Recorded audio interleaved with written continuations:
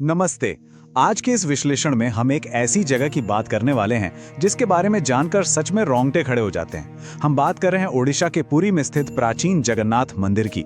देखिए, ये सिर्फ ईंट पत्थरों से बना कोई साधारण ढांचा नहीं है। ये एक ऐसी जगह है जहां ऐसा लगता है मानो भौतिक विज्ञान के नियम भी घुटने टेक देते हों। आज हम जिन तथ्यों पर गौर करेंगे ना, वो हमारी और आपकी आधुनिक विज्ञान की समझ को पूरी तरह से हिलाकर रख देंगे। तो चलिए सीधे मुद्दे पर आते हैं। इमेजिन कीजिए, एक तरफ है विज्ञान के वो पक्के नियम जैसे गुरुत्वाकर्षण, हवा का दबाव, ध्वनि के सिद्धांत, जिन्हें हम बचपन से किताबों में पढ़ते आ रहे हैं, राइट?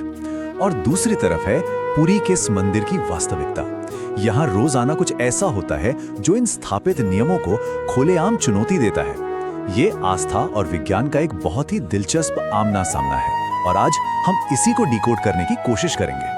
तो सबसे पहले आइए मंदिर और भौतिक विज्ञान के इस अनोखे टकराव को समझते हैं। जरा सोचिए, आप दूर से इस भव्य मंदिर की तरफ बढ़ रहे हैं। मंदिर के अंदर कदम रखने से पहले ही आपको इसके बाहरी हिस्से में दो ऐसे बड़े चमत्कार दिख जाएंगे जिन्हें कोई भी अपनी आंखों से देख सकता है।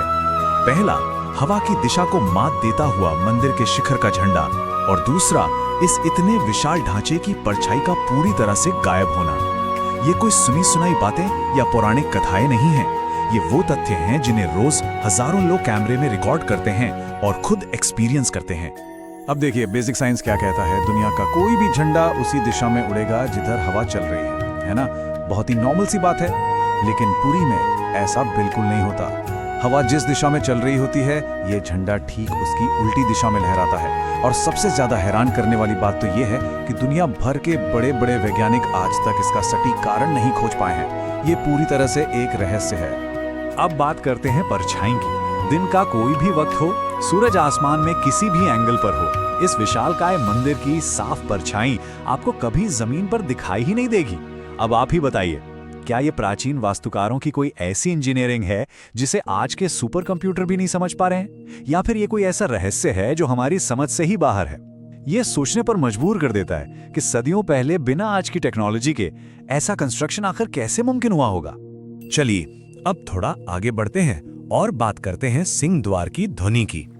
जब आप मुख्य प्रवेश द्वार, जिसे सिंह द्वार कहते हैं, उसके ठीक बाहर खड़े होते हैं तो आपको समंदर की तेज गरजती हुई लहरों की आवाज बिल्कुल साफ सुनाई देती है।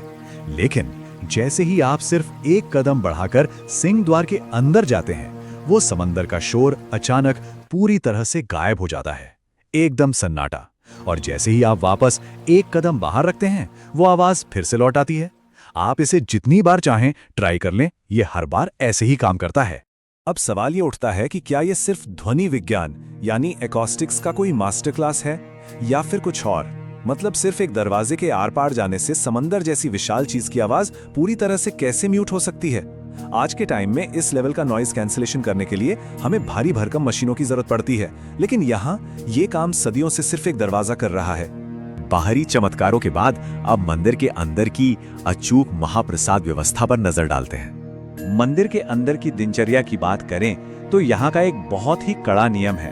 मंदिर का जो महाप्रसाद है ना, वो कभी भी कम नहीं पड़ता। और सबसे बड़ी बात, वो कभी व्यर्थ भी नहीं जाता। जरा सोचिए, एक ऐसी जगह जहाँ रोज आने वाले लोगों की संख्या कभी फिक्स नहीं होती। किसी दिन कुछ हजार लोग आते हैं तो किसी दिन अचानक लाखों श्रद्धालु पहुंच जाते हैं। लेकिन इसके बावजूद हर दिन बिल्कुल परफेक्ट मात्रा में भोजन उपलब्ध रहता है।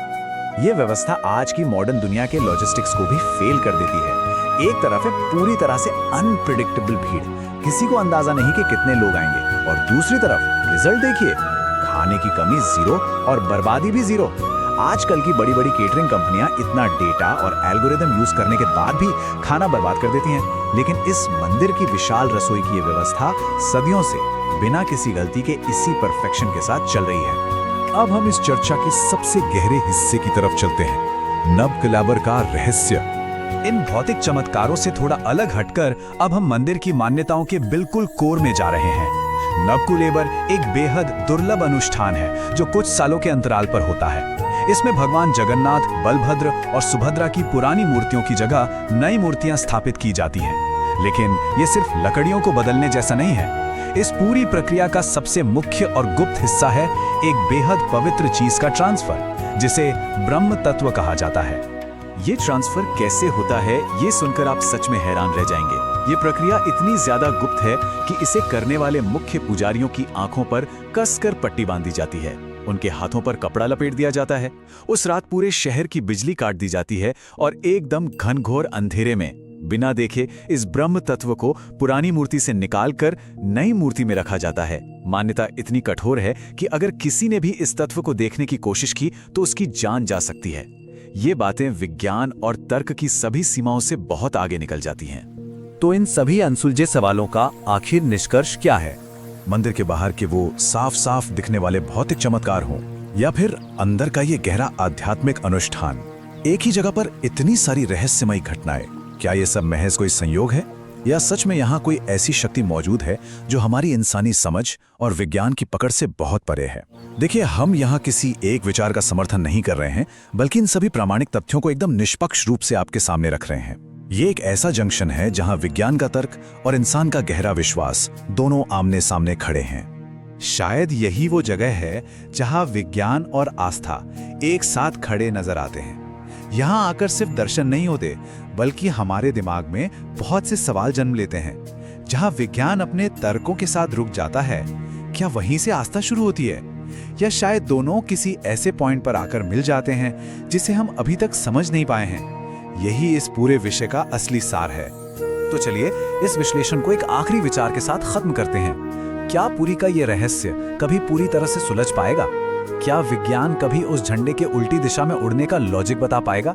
या फिर इस मंदिर की असली ताकत और इसका आकर्षण इसके हमेशा एक रहस्य बने रहने में ही है?